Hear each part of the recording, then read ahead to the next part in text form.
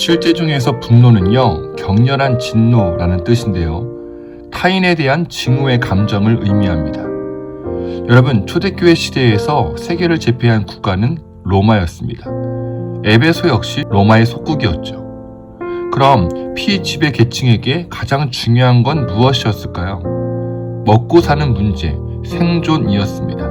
반대로 그것이 해결된 이들, 즉 어느 정도 사회적 지위도 있고 권력도 얻은 사람에게 중요한 건 물질적으로 더 풍족한 삶이었고요. 그러니 사회적 지위가 있든 없든 권력이 있든 없든 자신이 더 잘 살 수만 있다면 수단과 방법을 가리지 않았습니다.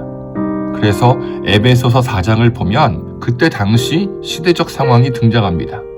사기와 위증, 분노, 도둑질, 독설과 증오로 가득한 폭력적 언행, 악의로 가득한 비방이요. 이런 불법들이 그때 당시에 자연스럽게 이루어졌습니다. 그렇게 해야 어려운 환경 속에서 그나마 있는 재화를 얻을 수 있었거든요. 그럼 사회적 구조는 어땠을까요? 권력자들, 힘이 있는 자들은 자신들이 가지고 있는 이 핵심 권력은 쳐다볼 수 없도록 강력하게 통제했습니다. 그리고 하층민들에게는 약간의 떡고물만 던져주고 능력껏 알아서 가져가라고 해요. 그럼 하층민들은 그 얼마 안 되는 재화를 얻기 위해 싸우고 경쟁했습니다. 에베소 교회 성도들 역시 예수님 믿기 전에는 이런 사회 구조 속에 살던 사람들이었습니다. 하지만 예수 그리스도를 믿고 새롭게 되어 하나님을 따라 의와 진리의 거룩함으로 지으심을 받은 새 사람이 되었습니다. 즉 새로운 나라, 하나님 나라 가치관을 따라가는 사람이요. 그럼에도 하나님 나라의 새 사람으로 살아가는 건 매우 어려웠습니다. 하지 말라고 하는 건 왜 일이 많은지요. 손해보는 건 왜 일이 많은지요. 경제와 정치적 압박은 왜 일이 더 심해지는지요. 그러니 에베소 교인들의 분노는 갈수록 심해졌습니다. 자신들이 아무리 노력해도 사회적 구조는 전혀 바뀌지 않았고 바뀔 것이라는 희망조차 보이지 않았거든요. 결국 그 분노는 교회 안에 있는 성도라는 엉뚱한 방향으로 표출됩니다.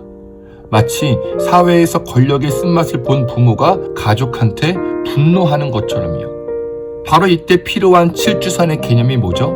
인내요. 7주선의 인내는 고통과 고난의 시간을 포기하지 않고 견뎌낸다는 의미를 담고 있습니다.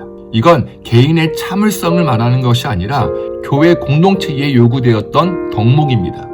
그래서 바울이 뭐라고 하죠? 거짓을 버리고 각각 자기 이웃과 더불어 참된 말을 하래요.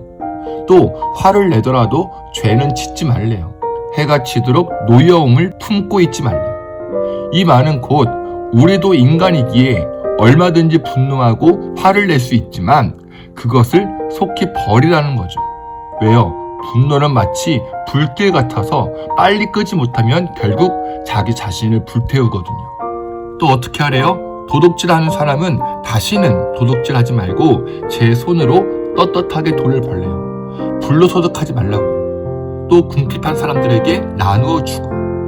그리고 나쁜 말은 입 밖에 내지도 말고 덕을 세우는데 필요한 말이 있으면 적절한 때에 해서 듣는 사람에게 은혜를 끼치게 하랍니다. 우리가 우리 안에 있는 분노를 조절하지 못해서 남에게 말로 상처 줄 때가 얼마나 많아요. 불평하고 원망하고 상대방을 깎아내리고 욕하고 가시돋친 말을 하잖아요. 그리고 어떻게 하래요? 마지막 절 서로 친절히 하며 불쌍히 여기며 하나님께서 그리스도 안에서 여러분을 용서하신 것처럼 서로 용서하래요. 비록 세상은 분노할 것들이 너무 많지만 그것을 참고 견디며 하나님 나라 가치관으로 살아가는 사람이 참 그리스도인의 모습이라는 거죠. 그럼 이러한 삶을 가능케 하는 능력이 무엇이냐? 바로 복음입니다. 여러분, 우린 주 예수 그리스도의 은혜로 구원받은 자들입니다. 다시 말해 하나님 아버지께로 다시 나아갈 수 있는 길이 열렸고 천국의 열쇠를 소유하게 되었다고요. 우리에겐 하나님 아버지의 나라, 그 영광의 나라로 갈 수 있는 자격이 생겼습니다. 바로 그 천국에 대한 소망, 복음과 하나님 나라에 대한 확신이 있기에 우린 환난 중에도 즐거워하게 됩니다. 세상의 환난은 우리의 인내를 더 견고하게 하고 그 인내는 우리를 거룩하고 성숙하게 하며 그로 인해 우린 고통스러운 현실을 이겨낼 수 있는 참 소망을 누리게 됩니다. 그래서 우린 마음 가는 대로 사는 사람이 아니라 옳은 것을 위해 살아가는 성도가 된다는 것을 믿으시기 바랍니다. 두 번째는 무엇이냐? 바로 교회 공동체입니다. 여러분 옆에 있는 지체들이요. 우리가 개척 5주년을 맞이하여 이렇게 전교인 여행을 왔는데요. 그동안의 시간을 돌아보면 얼마나 힘들었어요. 혼란스럽기도 하고 좌절할 때도 있었어요. 그럼에도 우리가 이 교회를 지키고 끝까지 자리를 지킨 것은 함께 기도하고 격려하고 함께 웃고 울었던 공동체가 있었기 때문입니다. 그러니 우리 세상의 가치관을 쫓고 싶을 때, 사회 구조로 분노가 치밀어 오를 때, 사는 것이 막막하고 팍팍할 때 함께 구원의 길을 걷는 믿음의 지체들과 그 마음을 나누고 중보해주며 손을 맞잡고 위로해주는 교회 되길 축복합니다. 더 나아가 어떻게 하면 이 불합리한 세상 가운데 하나님의 뜻과 공의를 이루어 나갈 수 있을지 함께 고민하길 축복합니다. 우리는 하나님의 자녀, 주 사랑 안에 우리 거할 때 주님 나를 사랑하신 것 같이 우리도 서로 사랑할 수 있네.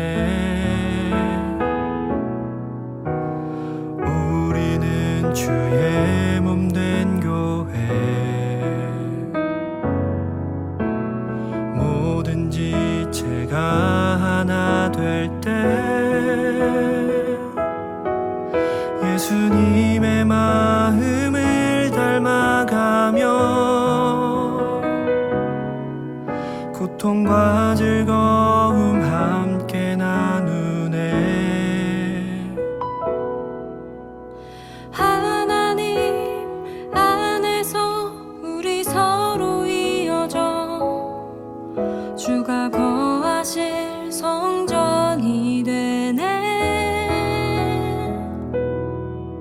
모퉁이 돌 대신 예수와 하나 되게 하신 성령 안에